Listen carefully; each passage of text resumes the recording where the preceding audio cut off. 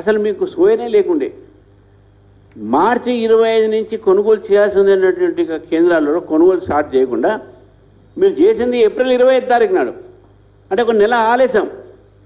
నెల ప్రభుత్వం పడుకొని ఉన్నది, మీ మినిస్టర్లు పండుకొని ఉన్నారు, మీరు పండుకొని ఉన్నారు. సడన్గా ఎప్పుడైతే రైతులు గోలబెట్టే వరకు మీరు మేలుకున్నారు. భారతీయ జనతా పార్టీ వాళ్ళ దగ్గర పోయే వరకు అప్పుడు ధాన్యాన్ని కొనుగోలు చేస్తూ ఉన్నారు. ఇది మీ పరిస్థితి. మీరు మా ఆఫీసులో ధాన్యం వేస్తారంటున్నా. ఏంటంటే మేము చూస్తాం, ఎన్ని లారీలు వస్తే చూస్తాం. మీకు ప్రభుత్వానికి కొద్దిగా సిగ్గు ఉంటే ఆ రైతులను ఆదుకోండి. ఆ రైతుల దగ్గర ఇప్పుడు మేము బలవంతం చేయబట్టి మీరు అంతా తీసుకున్నారు. మళ్ళీ ఇప్పుడు సెకండ్ క్రాప్ ఆల్రెడీ స్టార్ట్ అయిపోయింది. రైతులు దాంట్లో బిజీలో ఉన్నారు. కనీసం వచ్చేటటువంటి ఒక పంటకైనా మీరు సరైనటువంటి పరిస్థితి రైతులకు న్యాయం చేయండి.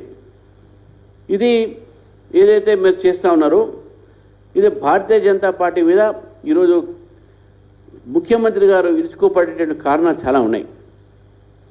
వారు ఒక అబద్ధాలు ఆడతారు. కేంద్ర మంత్రి కిషన్ రెడ్డి గారు ఏదైతే వారి యొక్క మన ముఖ్యమంత్రి దేవేంద్ర ఫడ్నవీస్ దగ్గర టైం వీళ్ళు తీసుకోవట్లేదు అని చెప్పి, అసలు మీరు ముఖ్యమంత్రిగా దేవేంద్ర ఫడ్నవీస్ దగ్గర టైం తీసుకున్నారా? నేను నిన్న దేవేంద్ర ఫడ్నవీస్ గారి యొక్క ఆఫీస్కి ఫోన్ చేశాను.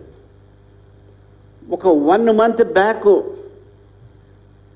ఉత్తమ్ కుమార్ రెడ్డి గారు ఏదో అపాయింట్మెంట్ అడిగారు వారి కోసం.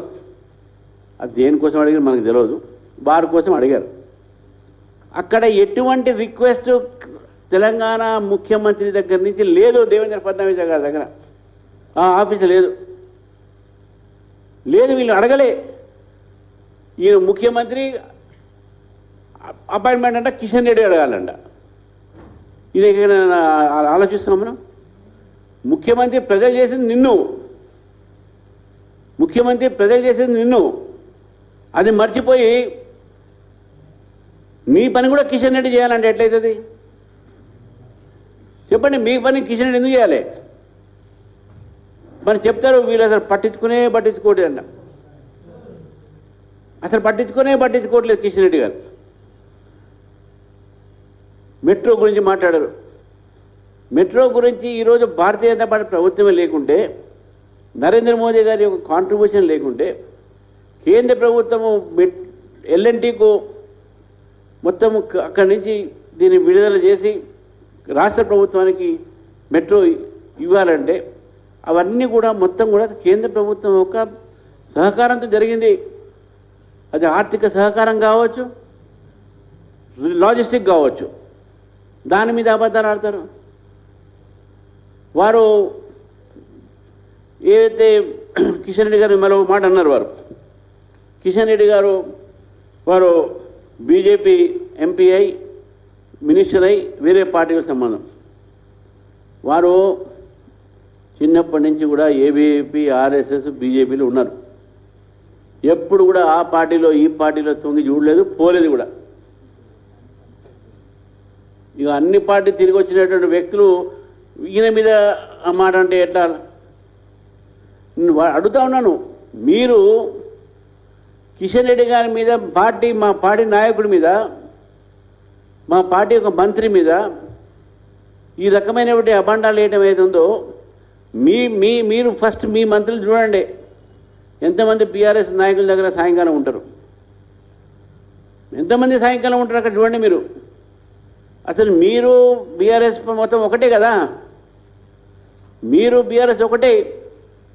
కాబట్టి కిషన్ రెడ్డి గారి మీద ఈ యొక్క అభియోగాలు వేయడం అనేది చాలా పొరపాటు. అది తర్వాత మీరు వాటర్ షేరింగ్ గురించి మాట్లాడారు. నేను వాటర్ షేరింగ్ విషయంలో ఒక మాట చెప్తా ఉన్నాను.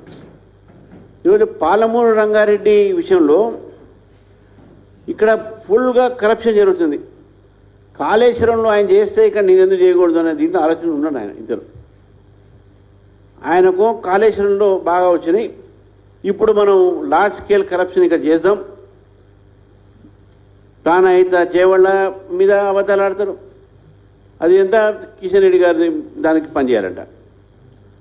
పాలమూరు రంగారెడ్డికి ఇంకా అసలు వీళ్ళు దాన్ని కూడా ఏటీఎం తయారు చేయాలి. కాళేశ్వరంని ఎట్లయితే కేసీఆర్ గారు ఏటీఎంగా తయారు చేశారో రేవంత్ రెడ్డి గారు ఇప్పుడు దీన్ని మెగా ఏటీఎం కింద పాలమూరు రంగారెడ్డిని తయారు చేస్తున్నారని చెప్పేసి విషయాన్ని కూడా మనం తెలుసుకోవాలి. ఇవన్నీ కూడా కమిషన్ల కోసము దీన్ని ఏటీఎంగా తయారు చేసుకోవడం కంటే తెలంగాణ ప్రజల కోసము రైతుల కోసం కాదు ఏడుపంతా. వాళ్ళు నిజంగా బాధపడేది ఏంటంటే మా ఏటీఎం తొందర రావట్లే, మా ఏటీఎంలో తొందర ఫిక్సింగ్ కావట్లేదు అనే బాధ మాత్రం, అంతేగానే ఇదేం లేదు. ఈరోజు భారతీయ జనతా పార్టీ మేము ఈ భారతీయ జనతా పార్టీ యొక్క ఏదైతే ఎంపీలు ఉన్నారో మా ఎమ్మెల్యేలు ఉన్నారో నిరంతరం తెలంగాణ కోసం తెలంగాణ ప్రజల కోసం పోరాడుతున్నాను. ఈ యొక్క తెలంగాణ ప్రజల కోసం మేము అహోరాత్రులు పనిచేస్తూ ఉన్నాం. తెలంగాణ రైతుల కోసం పనిచేస్తూ ఉన్నాం. రేపు విద్యార్థుల కోసం కూడా మేము పోరాడతాం. తెలంగాణ రైతుల కోసం కూడా మేము చేసినటువంటి విషయాలు కూడా అందరూ చూశారు. ఏదైతే RR రోడ్ అని చెప్పారు, RR road, regional ring road, ఈ రీజనల్ రింగ్ రోడ్ కూడా సెంటర్ మాత్రమే ఇచ్చింది. ఇక్కడ ఒక ల్యాండ్ అక్విజిషన్ మాత్రమే స్టేట్ గవర్నమెంట్ కాంట్రిబ్యూషన్ ఏం చేసిందంటే సెంట్రల్ గవర్నమెంట్ ఆల్రెడీ 500 కోట్లు ఇచ్చేసింది. ఇప్పటి వరకు రాష్ట్ర ప్రభుత్వం ఎంత ఇచ్చింది అడుగుతా ఉన్నాను నేను. ఎంత ఇచ్చింది అన్న వాళ్ళు చెప్పలేకపోతారు. వాళ్ళు ఏం ఇవ్వలేదు. ఎక్కడెక్కడైతే సెంట్రల్ గవర్నమెంట్ కాంట్రిబ్యూషన్ ద్వారా అన్ని ఇచ్చాము, అది MMTS కావచ్చు, మెట్రో కావచ్చు, RRR కావచ్చు, రాష్ట్ర ప్రభుత్వం ఇచ్చినటువంటి ఒక కాంట్రిబ్యూషన్ ఎక్కడ? అదేవిధంగా మీరు మూసీ గురించి మాట్లాడారు. వీళ్ళు ఈ మూసీ గురించి మాట్లాడే సందర్భంగా నేను ఒకటే మాట అంటున్నాను, మూసీ ప్రక్షాళనానికి భారతీయ జనతా పార్టీ వ్యతిరేకం కాదు. మీరు మూసీ యొక్క సంబంధించిన దాంట్లో ఏదైతే గాంధీ సరోవర్ ప్రాజెక్టుకు మీరు కొన్ని కోట్ల రూపాయలు ఖర్చు పెడుతున్నారని అక్కడ ఉన్నటువంటి ఇళ్లని నిర్వాసం చేసిన దానికే మేము వ్యతిరేకం ఉన్నాం. మూసీ వాసన ఎవరికి ఇష్టం లేదు. మూసీ వాసన ఎవరికి ఇష్టం లేదు. అది ప్రక్షాళన జరగాల్సిందే. ఆ ప్రక్షాళన జరగాల్సినటువంటి ఒక దానికి పద్ధతి ఉంటుంది. దానికి DPR ఉంటుంది. ఆ DPRఏ ఇంకా సరిగ్గా లేదు. ఫస్ట్ DPR మీరు కొన్ని వేలు అన్నారు, ఇప్పుడు 1,00,000 అంటున్నారు. ఇది ఇంకో ఏటీఎం తయారవుతుంది. ఆడ పాలమూరు రంగారెడ్డి ఒక ఏటీఎం, ఇప్పుడు ఇంకో ఏటీఎం, 2 ఏటీఎం. ఇప్పుడు మా కేసీఆర్ గారు ఒకటి ఏటీఎం ఎట్లా ఉండదు కదా, నాకు 2 ఏటీఎం కావాలని ఈయన 2 ఏటీఎం పెట్టుకోండి ఇక్కడ.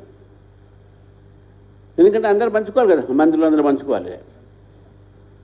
దంచుకుంటారు, పంచుకుంటారు. ప్రజల్ని ఇక్కడ దంచుకుంటారు, వాళ్ళు పంచుకుంటారు. ప్రజలు మాత్రం ఏం లేదు, ఏదంటే మా దగ్గర డబ్బులు ఏమంటారు, భూములు అమ్ముకుంటారు.